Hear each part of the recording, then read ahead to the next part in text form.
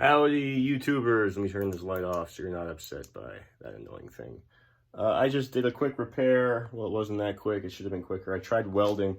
This was overkill. I was using a MIG welder. This is the Skidee budget. It was 80 bucks at the time. Now it's like 120. It seems to fluctuate.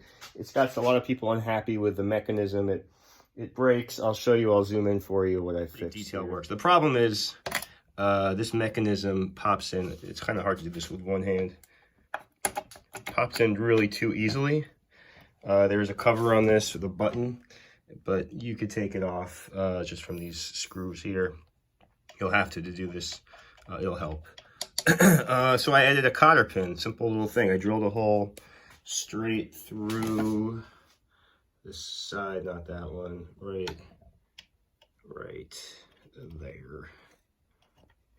there.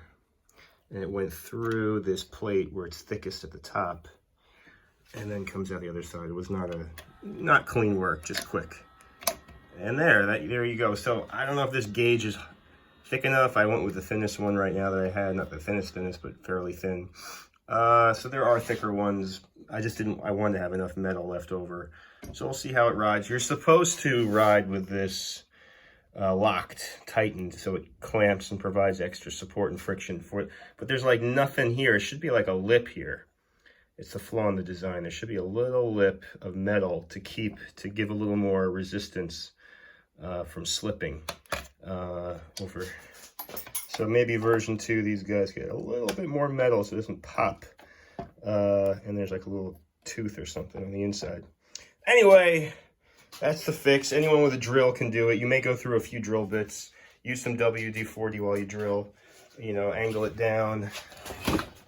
Roll it on its side. Probably helps put it on the ground, but I didn't feel like bending over. And yeah, just point straight down and go right through and you'll break a few bits, but worth it to save this thing from being in the dumpster. All right, good luck, y'all.